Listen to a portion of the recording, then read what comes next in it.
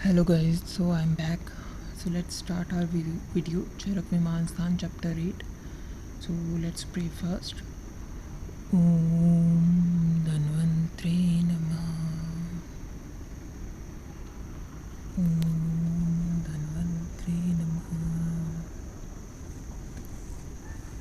Om Dhanvantre Namah. Okay guys, so let's start. So today we are going to start our Charak Vimasan chapter 8 and the name of the chapter is Rog Bhishik Jeetiye. Okay, so as you can see the first thing that I have mentioned is शास्त्र परीक्षा. मतलब कोई भी चीज़ अगर हम start करने वाले हैं तो सबसे पहले हम ये देखेंगे कि हमने कौन सा शास्त्र पढ़ना है. जैसे मान लीजिए अगर आपका जैसे हम BMS कर रहे हैं, BMS के बाद अगर हमने सोचा होता है कि हम MD करने के बाद हम प्रसूति करेंगे या हम शल्य करेंगे या हम काय चिकित्सा करेंगे या हम पीडियाट्रिक्स में जाएंगे, बाल रोग में जाएंगे, तो हमने कौन से शास्त्र को पढ़ना है. ठीक है, तो पहले शास्त्र परीक्षा 18 तरह की होती है. ठीक है, सबसे पहले शास्त्र परीक्षा होगी, इसके बारे में मैंने लिखा भी हुआ युक्ति दर्शनात् भिषक विभूषु शास्त्र में परीक्षित. इसलिए सबसे पहले हमें शास्त्र की परीक्षा करनी चाहिए. ठीक है, फिर है हमारा आचार्य लक्षण 18. और फिर देखिए हम सबसे पहले शास्त्रीय परीक्षा मतलब हमने क्या पढ़ना है वो हमने सिलेक्ट कर लिया. फिर उसके बाद हम देखेंगे हम कौन से टीचर को सिलेक्ट करेंगे. मान लीजिए कौन से कॉलेज को सिलेक्ट करेंगे. ठीक है, तो इस अकॉर्डिंग हमारा सेकंड आ जाता है आचार्य लक्षण. ठीक है, फिर आचार्य लक्षण आचार्य परीक्षा के बाद हमारा आ जाता है शास्त्र ज्ञान दृढ़ता.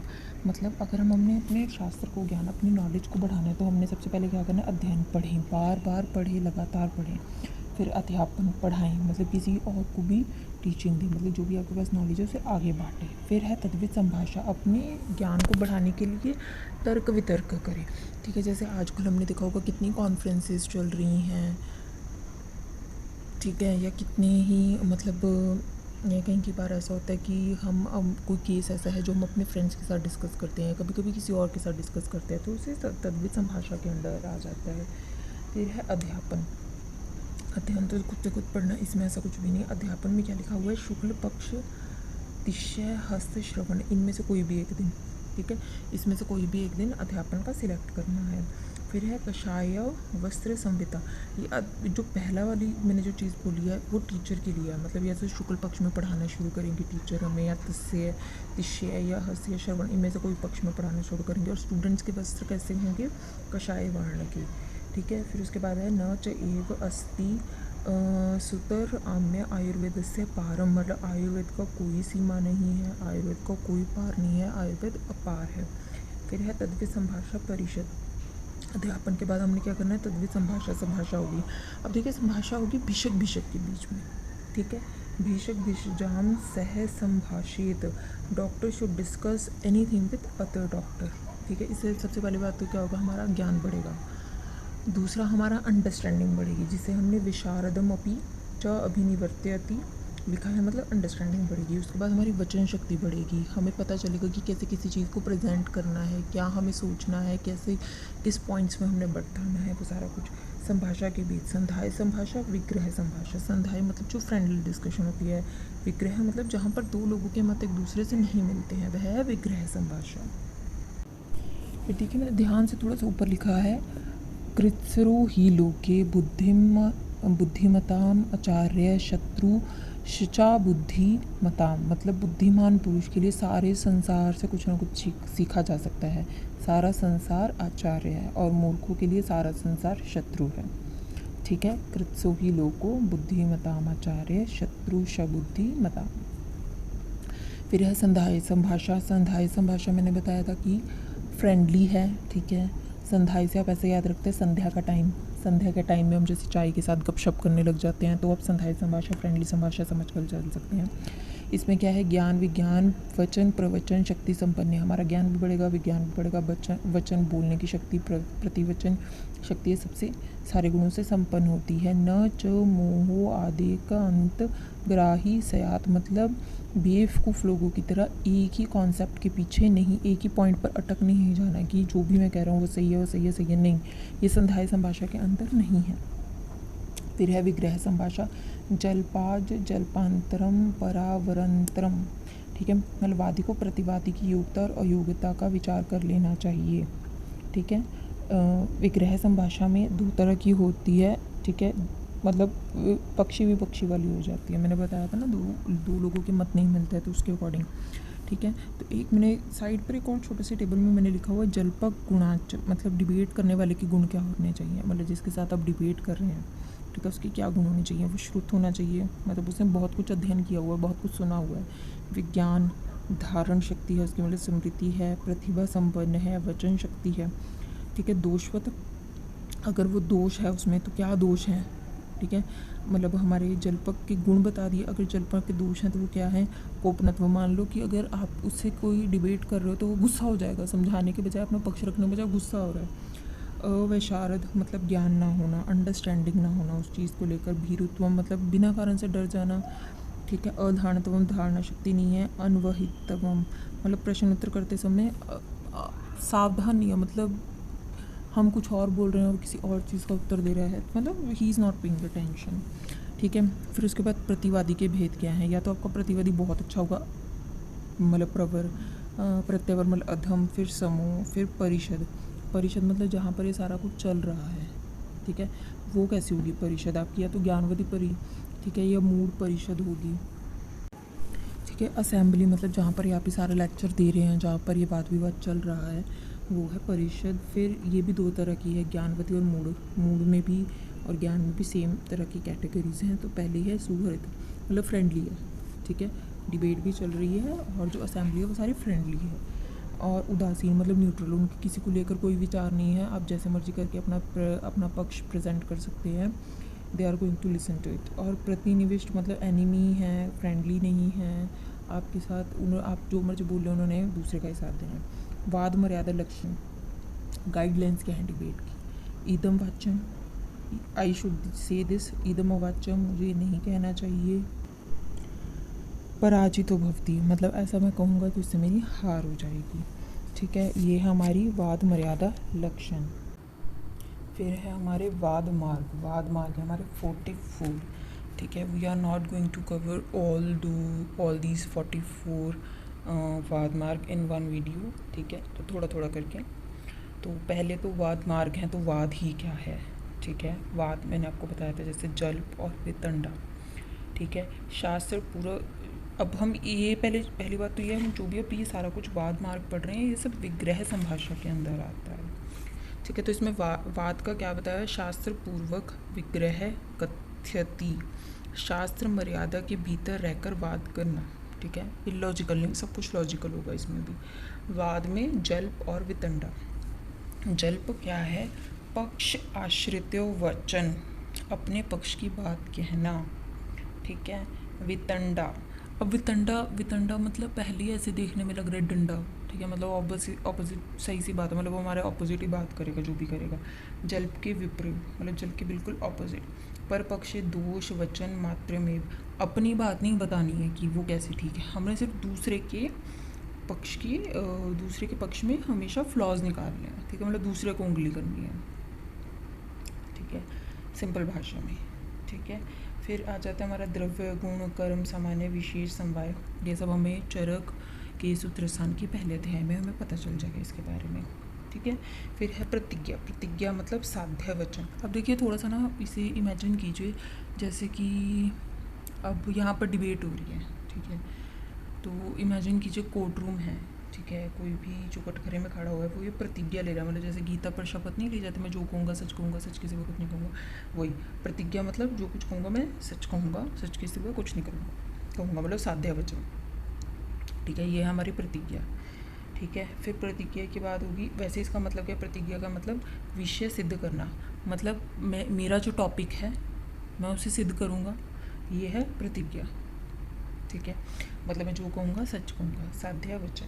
फिर है अप्रतिज्ञा को ये बताने के लिए कि मैं जो कहूँगा वो सही कहूँगा, साध्या वचन है, उसके लिए उसे काफ़ी चीज़ों की ज़रूरत पड़ेगी, उसे हम करेंगे स्थापना। अब हमने थोड़ा सा ऐसा इमेजिन करना है कि उसने शपथ ली, ठीक है, शपथ लेने के बाद वो गीता कहीं पर रखी गई, उसे स्थापित किया गया, ठीक है। प्रतिज्ञा दिलवाने का वाला कौन था? स्थापना में देखिए आगे मैंने लिखा हुआ है प्रतिज्ञा या, ठीक है। उसके बाद मैंने साइड पर लिखा हुआ है SHO, ठीक है। प्रतिज्ञा किसने दिलवाई थी? SHO, ठीक है। SHO कहाँ का होता है? निगम का होता है, एक पूरे ज़िले का होता है, ठीक है। तो मैंने इसको निगम किया हुआ है SHO, ठीक है।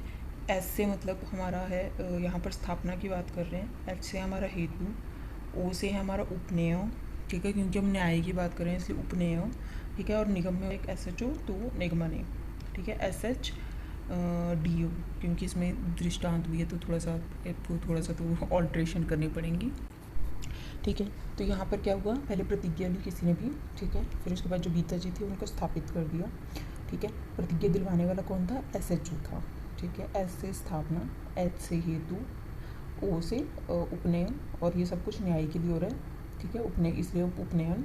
और ये SHO कहाँ का था? निगम का था, मतलब एक इलाके का था, ठीक है। तो वैसे इसका मतलब समझ लेते हैं। प्रतिज्ञा का मतलब हम समझ गए, मतलब जो हमारा विषय है, जो हमारा टॉपिक है, उसको हमने सिद्ध करना है, ठीक है। सिद्ध करने के लिए हमें कुछ फैक्टर्स चाहिए। तो सबसे पहले तो प्रतिज्ञा जो है हमारी पुरुष नित्य है, ठीक है। हेतु, उसका कारण क्या है, ठीक है। जैसे अब हमने यहाँ पर एक एग्जांपल नीचे लिखी हुई है, पुरुष के होने का कोई कारण नहीं है, ये मतलब उसने एक एक्सप्लेनेशन दी है। फिर उसके बाद उसने इसकी एक एग्जांपल दी है। दृष्टांत मतलब जो आप एग्जांपल दे रहे हो, ठीक है। फिर आ जाता है उपनय, मतलब जिसको आप अपने एग्जाम्पल को और जो आपकी प्रतिज्ञा थी उसको कोरिलेट कर देते हैं। फिर है निगमन, मतलब आपने अपना पॉइंट प्रूफ कर दिया। मैं इसकी एग्जांपल आपको देकर बता रही हूँ। जैसे प्रतिज्ञा थी पुरुष नित्य है, फिर हेतु क्या है, क्यों इसे कह रहे हैं कि वो नित्य है? क्योंकि पुरुष के होने का कोई कारण ही नहीं है, ठीक है। दिस इज़ द रीज़न, इसलिए वो नित्य है। जैसे अब आकाश है, अब ये दृष्टांत में एग्जाम्पल जो दे रहे हैं वो ये है कि आकाश के भी होने का कोई कारण नहीं है, ठीक है। उसने पुरुष अपने इस पॉइंट को प्रूफ करने के लिए दृष्टांत मतलब एग्जाम्पल में आकाश की उदाहरण दी। अब उसने कहा जैसे आकाश का कोई कारण नहीं वैसे पुरुष का कोई कारण नहीं, जैसे आकाश नित्य है वैसे पुरुष नित्य है, ठीक है। उसने अपना पॉइंट प्रूफ कर दिया, ये निगमन हो गया। तो इस तरह से उसने अपनी स्थापना के अंदर ही सारे पॉइंट आता है, प्रतिज्ञा, हेतु, दृष्टांत, उपनय और निगमन। अब स्थापना हुई है तो प्रतिस्थापना भी होगी, ठीक है। प्रतिस्थापना विपरीत जो स्थापना के विपरीत होगा उसे हम कहेंगे प्रतिष्ठापना, ठीक है। फिर है हेतु। अब हेतु को अच्छी तरह से एक्सप्लेन किया हुआ है दोबारा यहाँ पर, वो क्या बताया हुआ है? हेतु नाम उपलब्धि कारणों, उपलब्धि का कारण मतलब जिससे हम अपनी जो हम प्रूव करना चाह रहे हैं, ठीक है, जो हमारी उपलब्धि है उसका कारण क्या है। अब उसे मैं उसमें मैं उसको जो उपलब्धि जो कारण है उसे कैसे करूँगी वो, ठीक है। उसके लिए हमने यहाँ पर 4 चीज़ें हैं, प्रत्यक्ष, अनुमान, ऐतिह्य और उपमान। ये मैं आगे मतलब आपको पता चल जाएंगी। Tools for proving scientific theory, ठीक है। फिर है दृष्टांत। दृष्टांत मतलब आपने वो एग्जांपल देनी है जो मूर्ख से मूर्ख और समझदार से समझदार व्यक्ति समझ जाए। इसकी डेफिनेशन भी ऐसी है, मूर्ख विदुषाम बुद्धि साम्यम, जो एग्जाम्पल इंटेलिजेंट से इंटेलिजेंट और फुलिश पर्सन को समझ में आ जाए। उपनय और निगमन, ठीक है। फिर उसके बाद आ जाता है उत्तर। उत्तर नाम साध्या धर्म उपदिश्यते हेतु व धर्मम वचन व धर्मम उपदिश्यते व हेतु सा धर्मम वचन। अब देखो उसने अपना सारा पॉइंट प्रूफ कर दिया, ठीक है। उसने प्रतिज्ञा कर दी, स्थापना कर दी, सारा कुछ एग्जाम्पल दे के सब कुछ समझा दिया, निगमन तक पहुंच गया। अब इसका आंसर भी तो देखा है सामने वाला, उसको उत्तर कह रहे हैं। Whatever the opponent is saying you are opposing it with other example, ठीक है। आपने उसका जवाब दिया, आपने उसे उत्तर दिया, जिसे कहते हैं ना हमने मुंह तोड़ जवाब दे दिया। उत्तर का मतलब इस यहाँ पर वही है। सिद्धांत, सिद्धांत क्या है? परीक्षके बहुविधम परीक्षे हेतु निश्चय साधित्वा स्थाप्यते निर्णय। टीचर्स जो हैं, स्कॉलर जो हैं, उन्होंने बहुत ज़्यादा एक्सपेरिमेंट करके जिस थ्योरी के साथ आए हैं, जो उनके सिद्धांत बने हैं, उसको हम जो भी वो थ्योरी के साथ आए हैं उसको हम सिद्धांत कहते हैं, ठीक है। जैसे हेतु, जैसे जो हेतु में जो कारण बताए हुए हैं, प्रत्यक्ष, अनुमान, ऐतिह्य, उपमान, ये सब सिद्धांत हैं, ठीक है। अब इसमें चतुर्विध सिद्धांत बताए हुए हैं। स्वतंत्र मतलब जो यूनिवर्सली एक्सेप्ट है, मतलब जो सबको पता है। प्रतितंत्र सिद्धांत मतलब जो अभी सब जगह, कुछ जगह प्रूफ हुआ है, कुछ जगह इस चीज़ को माना है, कुछ जगह नहीं माना हुआ है, पर यूनिवर्सली एक्सेप्टेड नहीं है।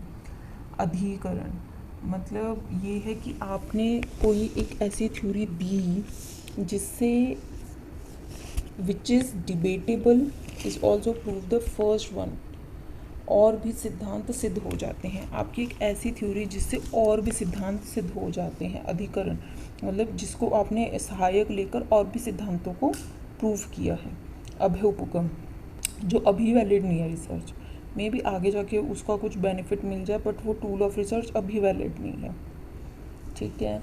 फिर आ जाता है हमारा शब्द। शब्द क्या है? वर्ण सामान्य, वर्णों को मिलाकर शब्द बनता है।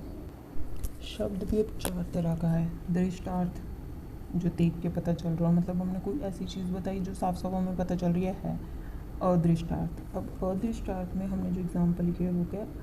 असित, प्रत्याभाव, असी, मोक्ष। मतलब अगर हम ऐसे शब्दों की बात कर रहे हैं जैसे कि मरने के बाद पुनर्जन्म होता है या मरने के बाद मोक्ष होता है, हमने ये बोल तो दिया, ये शब्द तो हैं, ये वर्ण तो हैं, पर हमें नहीं पता ना कि ये हम कैसे पता लगा सकते हैं? अदृष्टार्थ है। जैसे सूरज यहाँ से निकलता है, पूर्व से निकलता है, पश्चिम से डूबता है, ये दृष्टार्थ है और ये हमें पता भी है। अदृष्टार्थ अब हम ऐसी बातें करें जिसका हमारे पास कोई मतलब, ठीक है ये बातें, बट इसका हमने कभी देखी नहीं है। ये सत्यश्च जैसे यथार्थ भूत, ये भूत है, भूत मतलब वो नहीं, महाभूत मतलब कोई भी हर एक चीज़ महाभूत से बनी है। अनर्थश्च मतलब कुछ भी बोलना। फिर है प्रत्यक्ष, सुख, दुख, इच्छा, द्वेष आदि। शब्द आद्यस्वी इंद्रिय प्रत्यक्ष मतलब जो इंद्रियों से देखा जा सकता है उसे प्रत्यक्ष कहते हैं, ठीक है।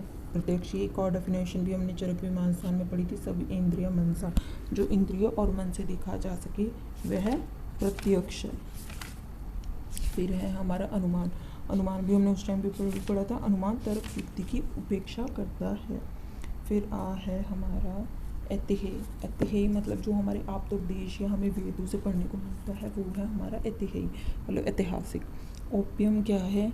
यद अन्य नास्यत सादृश्यम अधिकृत्य प्रकाशनम। By looking at one thing you will get to understand other thing as well. जैसे दंड को देखकर दंडक का पता चल जाता है, धनुष को देखकर धनुस्तंभ का पता चल जाता है। हमारे यहाँ पर ऐसी भी बीमारियाँ हैं, ठीक है। तो ओपियम का ना आप इसकी ब्रैकेट में ना ओपियम लिख लो। ओपियम अब हमें पता है कि ओपियम ड्रग है, ठीक है, जो हेलुसिनेशंस क्रिएट करेगी। तो हमें ये देखना है कि हमें चीज़ें डबल डबल दिखाई देंगी, ठीक है। तो डबल डबल मतलब सादृश्य अधिकृत्य। इससे हमें थोड़ी सी ना एक हिंट मिल जाएगी, हाँ, कि ओपियम हमें एक जैसा कुछ दूसरा भी दिख रहा है, ठीक है। तो ये एग्जाम्पल आपको दंड और दंडक की याद रख आ जाएगी, तो ये थोड़ा सा इजी हो जाएगा आपके लिए याद रखना, ठीक है। फिर है हमारा संशय। संशय ऑब्वियसली डाउट। संदेह लक्षणा अनुसंदिग्धेश्व अर्श्व निश्चय। मतलब आपको नहीं, जो संदेहपूर्वक जो लक्षण है, संदेह के लक्षण क्या है जिसमें आपको समझ में ना आ रहा हो कि कंटेंट क्या है, ठीक है, वो है हमारे संदेह के लक्षण। जैसे मैं आपको भी यहाँ पर पढ़कर भी बना देती हूँ। यहाँ पर लिखा संदेह के लक्षणों से युक्त होने से संदेह युक्त विषयों में निश्चय का ना होना ही संशय है। संदेह का लक्षण क्या है? जो भी संदेह युक्त विषय है उसमें निश्चय ना हो। प्रयोजन। प्रयोजन मतलब क्या हुआ? बेनिफिट क्या है, आप ये सब कुछ कर क्यों रही हो, why are you doing this. यद्व अर्था आरंभ्यते आरंभम, जिसकी सिद्धि प्राप्ति के लिए आपने कार्य आरंभ किया है। मान लो कोई व्यक्ति निरोगी रहना चाहते तो आयुर्वेद में जितनी भी चीज़ें दी हुई हैं वो उन सबको फॉलो करेगा, तो उसका प्रयोजन क्या है? क्योंकि वो निरोगी रहना चाहता है। व्यभिचार, यद व्यभिचरण, ठीक है, not stick to what you have said, ठीक है, मतलब आपका जो भी जो आपका टॉपिक था उससे आप परे जा रहे हो। स्वव्यभिचार वही मैंने बताया था ना, व्यभिचर, व्यभिचरेण मतलब इधर उधर घूमना, ठीक है। ये किसके बारे में था? मनोअर्थ के बारे में था, राइट, मनोअर्थ के बारे में था। व्यभिचरेण मतलब मन का काम ही यही है, जहाँ पर कोई नहीं पहुँचता वहाँ पर मन पहुँच जाता है। जिज्ञासा मतलब परीक्षा, ठीक है, जिज्ञासा परीक्षा, जिज्ञेया परीक्षा। व्यवसाय, व्यवसाय निश्चय, एक हमने व्यवसाय वो 4th चैप्टर में भी पढ़ा था, उसका मतलब क्या था, व्यवसाय मतलब अब आपको अगर आपको किसी चीज़ का ज्ञान है तभी आप उसका व्यवसाय करोगे, और अगर आपने व्यवसाय कर लिया तो मतलब ये अपने दृढ़ निश्चय कर लीजिए करना है, तो ऐसे करके याद कर लीजिए। अर्थ प्राप्ति, यत्र अनेक अर्थेन उक्तेन परस्यर्थ स्यानुक्त स्यापि, ठीक है। By saying a statement you will understand what he and she is has not said, ठीक है, मतलब एक चीज़ अगर वो बता रही है तो उससे आप दूसरी चीज़ खुद ब खुद ही अज्यूम कर लेंगे, इससे हमें पता चलता है अर्थ प्राप्ति। मतलब उसने एक स्टेटमेंट बोली तो आपको दूसरी स्टेटमेंट का पता चल जाएगा। जैसे अगर किसी ने बोला कि यह रोग संतर्पण चिकित्सा के द्वारा सिद्ध होने योग्य नहीं है, तो इससे आपको पहले ही पता चल जाएगा कि ये संतर्पण से नहीं ठीक होगा तब तर्पण से ठीक होगा। उसने कही एक स्टेटमेंट और आप उसे 2 स्टेटमेंट समझ गए। संभव ही, इसमें कुछ ऐसा इंपॉर्टेंट नहीं है। अनुयोज्यम, यद वाक्यम वाक्य दोष युक्तम, ठीक है। अनुयोज्यम, आपने इसमें ऐसा ध्यान रखना है कि योजना में कमी, अनुयोज्यम मतलब जो भी योजना बनाई थी उसमें कमी है, ठीक है। तो पहले तो आपको ये पता चल जाएगा कि कमी है मतलब कहीं ना कहीं दोष है, ठीक है। तो वाक्य दोष है ये, कैसी है, by knowing a statement he will tell you he wants to know a question a thing from the given statement is अनुयोज्य, आपने जो भी कहा उससे डाउट क्रिएट हो रहा है। By knowing a statement somebody wants to put a question in the given statement is अनुयोज्यम। जैसे यह रोग संशोधन साध्य है, तो कोई भी आपसे पूछ सकते हैं कौन सा संशोधन साध्य है, वमन है, विरेचन है, बस्ती है, कौन सा संशोधन करना है। तो आपकी जो स्टेटमेंट थी वो पूरी नहीं थी, कोई चीज़ छोड़ दी थी आपने, आपकी स्टेटमेंट में से कोई क्वेश्चन पुट कर सकते हैं। आपको ऐसी स्टेटमेंट बोलनी है तद्वित संभाषा में, विग्रह संभाषा में, जिससे कोई सामने वाला डाउट ही ना पूछ सके, ठीक है। तो यहाँ पर हमारा अनुयोज्यम ख़त्म हो रहा है। उसके बाद ये हमारे एक तरह से 29 हमने कंप्लीट कर लिए हैं, और फिर आगे का हम कल देखते हैं, ठीक है। Okay, bye guys, good luck, I hope you are studying. Please थोड़ा सा अच्छी तरह से पढ़िए, ये इंपॉर्टेंट टॉपिक है, अच्छी टॉपिक है, एक बार देखेंगे आपको याद हो जाएंगे। डोंट वरी, डरना नहीं है इन सब टॉपिक से, ठीक है। Good luck.